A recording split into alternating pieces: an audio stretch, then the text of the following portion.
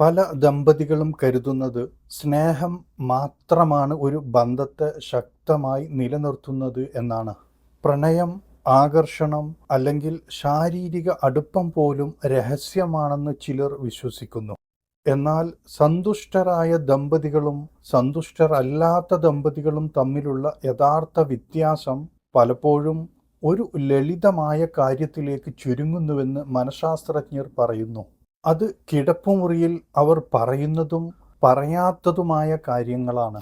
അതെ, ദീർഘകാല ബന്ധങ്ങളുടെ ഏറ്റവും ശക്തമായ രഹസ്യങ്ങളിൽ ഒന്നാണ് കിടപ്പുമുറിയിലെ ആശയവിനിമയം. പക്ഷേ അത് വളരെ കുറച്ചു മാത്രമേ ചർച്ച ചെയ്യപ്പെടുകയുള്ളൂ. ബന്ധങ്ങളിലെ ആശയവിനിമയത്തെക്കുറിച്ച് നമ്മൾ സംസാരിക്കുമ്പോൾ ആളുകൾ സാധാരണയായി ദൈനംദിന സംഭാഷണങ്ങളെക്കുറിച്ച് ചിന്തിക്കുന്നു. പണം, കുടുംബം, ജോലി അല്ലെങ്കിൽ ഭാവി പദ്ധതികളെക്കുറിച്ച് ചിന്തിക്കുന്നു.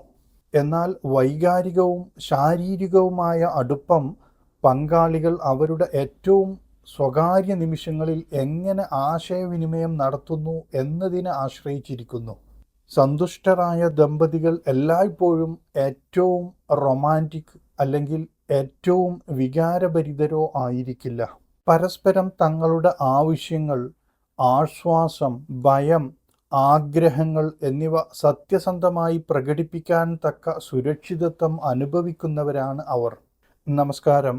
ഇൻറ്റിമേറ്റ് ഇൻസൈറ്റ്സിലേക്ക് വീണ്ടും സ്വാഗതം. ലൈംഗികാരോഗ്യവും മാനസിക ശാരീരിക ബന്ധങ്ങളും സംബന്ധിച്ചുള്ള പുരാതനവും ശാസ്ത്രീയവുമായ അറിവുകളും റൊമാൻറ്റിക് മോട്ടിവേഷൻ കഥകളും നിങ്ങളിലേക്ക് എത്തിക്കാൻ ശ്രമിക്കുന്നു. നിങ്ങൾക്ക് ഇതുപോലുള്ള അറിവുകൾ നഷ്ടപ്പെടാതിരിക്കണമെങ്കിൽ ആദ്യമായിട്ട് ഈ വീഡിയോ കാണുന്നവർ ചാനൽ സബ്സ്ക്രൈബ് ചെയ്യുകയും ബെല്ലൈക്കൺ അമർത്തുകയും ചെയ്യുക. കിടപ്പുമുറിയിലെ ആശയവിനിമയം എന്നത് ശാരീരിക ബന്ധത്തിനിടയിൽ സംസാരിക്കുന്നത് മാത്രമല്ല, അതിനു വളരെ മുമ്പ് തന്നെ അത് ആരംഭിക്കുന്നു.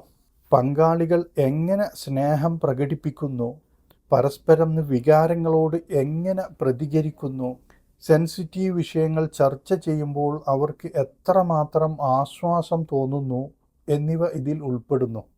പല ദമ്പതികളും ഇത്തരം സംഭാഷണങ്ങൾ ഒഴിവാക്കുന്നത് അവർ മുൻവിധി, നാണക്കേട് അല്ലെങ്കിൽ സംഘർഷം എന്നിവയെ ഭയന്നാണ്. എന്നാൽ നിശബ്ദത പലപ്പോഴും സത്യസന്ധതയ്ക്ക് ഒരിക്കലും കഴിയാത്തത്ര അകലം സൃഷ്ടിക്കുന്നു. സന്തുഷ്ട ദമ്പതികളുടെ ഏറ്റവും വലിയ രഹസ്യങ്ങളിലൊന്ന് ശാരീരിക ബന്ധത്തിലെ അവരുടെ പ്രകടനമല്ല, മറിച്ച് പങ്കിട്ട അനുഭവമാണെന്ന് അവർ മനസ്സിലാക്കുന്നു എന്നതാണ്. പങ്കാളി എന്താണ് ആഗ്രഹിക്കുന്നതെന്ന് അനുമാനിക്കുന്നതിന് പകരം അവർ സൗമ്യമായി ചോദിക്കുകയും ശ്രദ്ധിക്കുകയും അതിനോട് പൊരുത്തപ്പെടുകയും ചെയ്യുന്നു. ഇതിന് നാടകീയമായ സംഭാഷണങ്ങൾ ആവശ്യമില്ല. നിനക്ക് സുഖം തോന്നുന്നുണ്ടോ, അല്ലെങ്കിൽ നിനക്ക് എന്ത് ചെയ്യുന്നതാണ് ഇഷ്ടമെന്ന് പറയൂ തുടങ്ങിയ ലളിതമായ ചോദ്യങ്ങൾ പോലും വിശ്വാസവും വൈകാരിക സുരക്ഷയും വളർത്തിയെടുക്കും.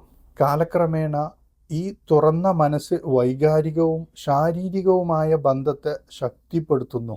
കിടപ്പുമുറിയിലെ ആശയവിനിമയത്തിൻ്റെ മറ്റൊരു പ്രധാന ഭാഗം വൈകാരികമായ ഉറപ്പാണ്. പലരും തങ്ങളുടെ ശരീരത്തെക്കുറിച്ചോ ശാരീരിക പ്രകടനത്തെക്കുറിച്ചോ താൽപ്പര്യത്തെക്കുറിച്ചോ അഭിപ്രായങ്ങൾ പങ്കുവെക്കാതെ മനസ്സിൽ കൊണ്ടു നടക്കുന്നു.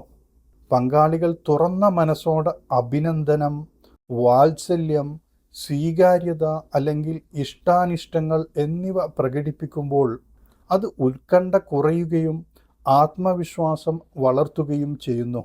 ഒരു ദയയുള്ള വാക്ക്, മൃദുവായ ഒരു അഭിനന്ദനം അല്ലെങ്കിൽ ലളിതമായ വൈകാരിക സ്ഥിരീകരണം എന്നിവ മുഴുവൻ അനുഭവത്തെയും മാറ്റിമറിക്കും.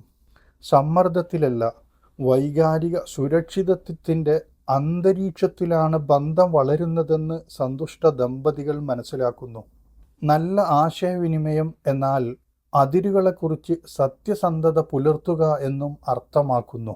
ഇല്ല എന്ന് പറയുന്നതോ അസ്വസ്ഥത പ്രകടിപ്പിക്കുന്നതോ ബന്ധത്തെ ദോഷകരമായി ബാധിക്കുമെന്ന് ചിലർ കരുതുന്നു. വാസ്തവത്തിൽ വ്യക്തമായ അതിരുകൾ വിശ്വാസത്തെ സംരക്ഷിക്കുന്നു. പങ്കാളികൾക്ക് ബഹുമാനം തോന്നുമ്പോൾ മറ്റു വഴികളിലൂടെയും താൽപ്പര്യങ്ങൾ സംരക്ഷിക്കുന്നതിൽ അവർക്ക് സുരക്ഷിതത്വം തോന്നുന്നു. ദീർഘകാല ആകർഷണത്തിൻ്റെ ഏറ്റവും ശക്തമായ അടിത്തറകളിൽ ഒന്നാണ് പരസ്പര ബഹുമാനം.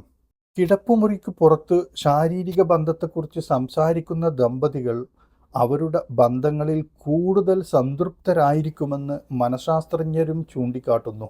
ഈ സംഭാഷണങ്ങൾ അരോചകമോ അമിത ഗൗരവമുള്ളതോ ആയിരിക്കണമെന്നില്ല.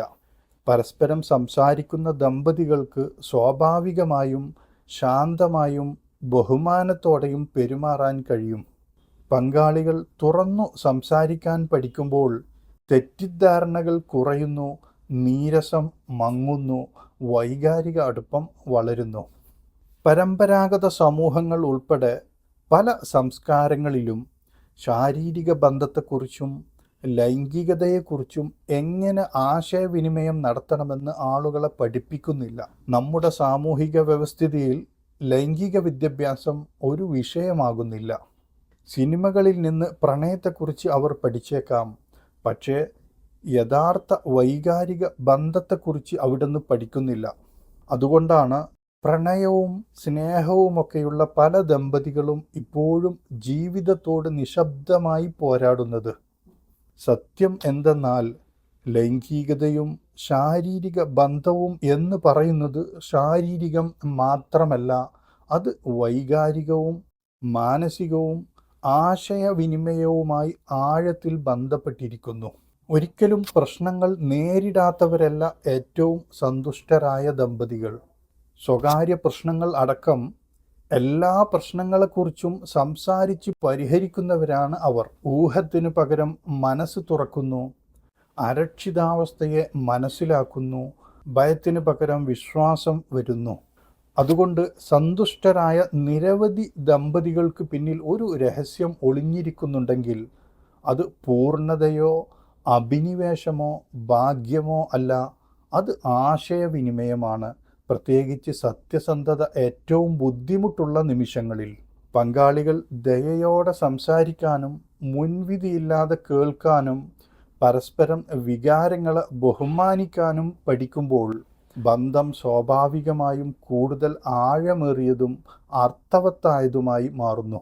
ഇന്നത്തെ വീഡിയോയിലെ വിവരങ്ങൾ നിങ്ങൾക്ക് ഇഷ്ടമായെങ്കിൽ ഈ വീഡിയോ ലൈക്ക് ചെയ്യാനും ഹൈപ്പ് ചെയ്യാനും ഷെയർ ചെയ്യാനും മറക്കരുത്.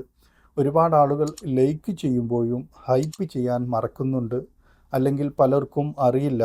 നിങ്ങൾ ഹൈപ്പ് ചെയ്യുന്നതാണ് ഈ വീഡിയോ പ്രോത്സാഹിപ്പിക്കാനും ഒരുപാട് പേരിലേക്ക് എത്താനുമുള്ള ഏക വഴി. കമൻറ്റ് ചെയ്യുന്നതിൻ്റെ അടുത്ത് ഒന്ന് നീക്കിയാൽ ഈ ഹൈപ്പ് ബട്ടൺ കാണാം. നിങ്ങളുടെ അഭിപ്രായങ്ങളും നിങ്ങൾക്കുള്ള സംശയങ്ങളും കമൻറ്റ് ചെയ്യുക. ഇതുപോലുള്ള കൂടുതൽ വീഡിയോകൾക്കായി ഇൻറ്റിമേറ്റ് ഇൻസൈറ്റ്സ് സബ്സ്ക്രൈബ് ചെയ്യാനും മറക്കരുത്.